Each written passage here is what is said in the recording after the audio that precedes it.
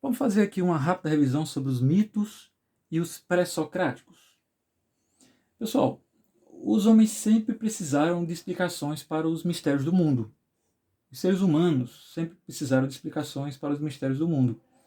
O conhecimento que predominou antes do surgimento da filosofia, qual foi? Foi o conhecimento dos mitos. Foi o conhecimento mitológico. Ok? Então, um conhecimento que predominou antes do nascimento da filosofia. O que é o mito, gente? O mito é uma narração sobre deuses para tentar explicar o universo. Né? Uma narração sobre deuses que procura explicar a criação e os fenômenos do universo. É uma crença,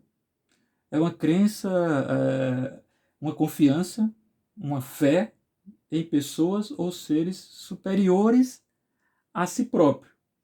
Conhecimento instituído que não necessita de provas. Gente, os mitos são a base das religiões. Quer um exemplo de mito? O mito de Thor. É um mito que tem a origem no norte da Europa e narra o seguinte, né?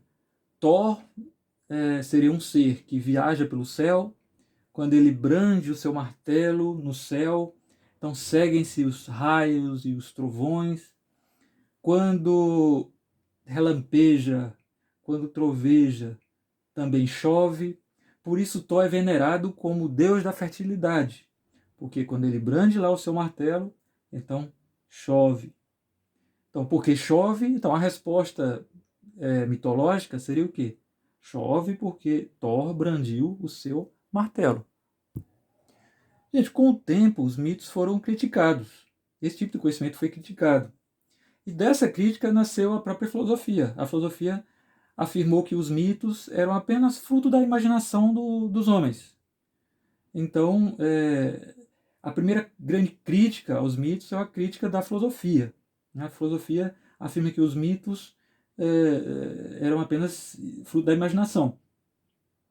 Um exemplo temos no Xenófanes, o filósofo Xenófanes, que afirmava o seguinte, afirmava que os homens criaram os deuses à sua própria imagem, fecha aspas.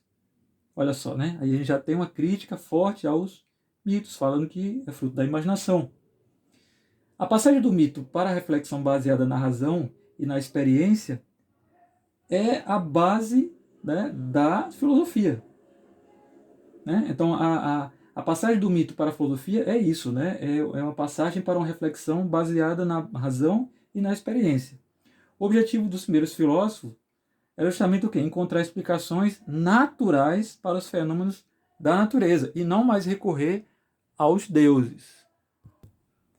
Como são classificados os primeiros filósofos gregos? Os primeiros filósofos gregos são classificados como pré-socráticos, ou filósofos da natureza. Por quê, gente? Pelo interesse, principalmente pela natureza e pelas suas transformações.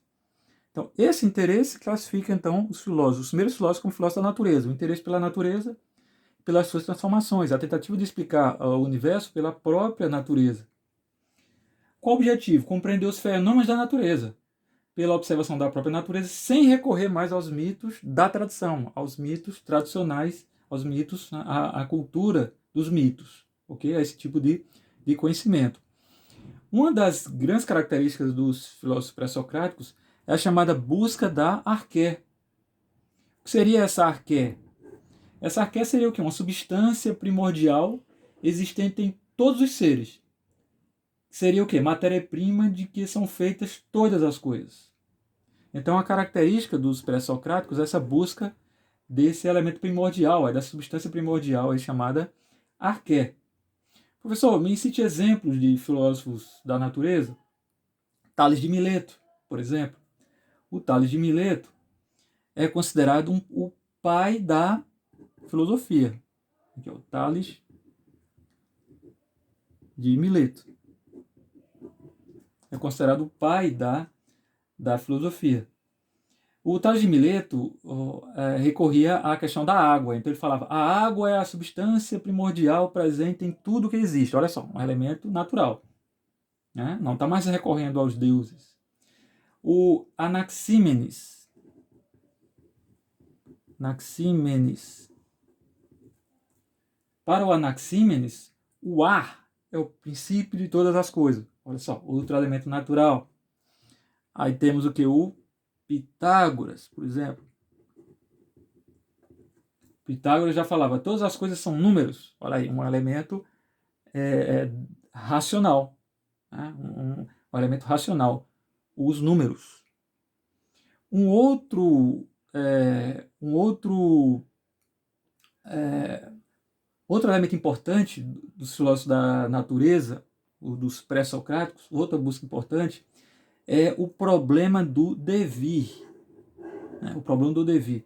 Mas, professor, o que é o devir? O devir, gente, é o seguinte problema.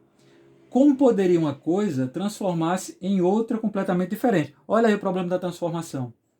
Então, os filósofos pré-socráticos estavam preocupados com a transformação da natureza. Então, como poderia uma coisa transformar-se em uma outra coisa completamente diferente?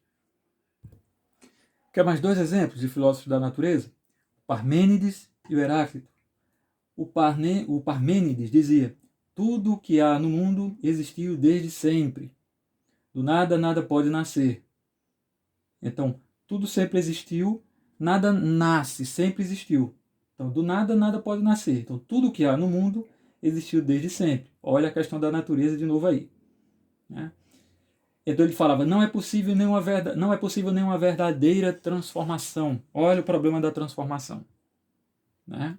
É o chamado problema do devir. Um outro filósofo que contrariava o Parmênides, mas também é um filósofo da natureza, um filósofo pré-socrático, o Heráclito.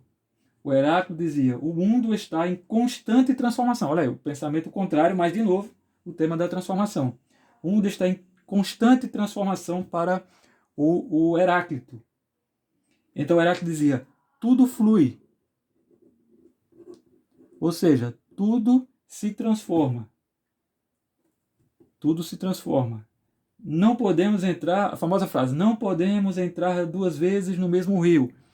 Tanto a gente muda, como o rio também muda. Então tudo flui, tudo se transforma o tempo todo. Ok? Outra coisa que ele falava, o Heráclito, ele falava, o mundo é caracterizado por contrários constantes.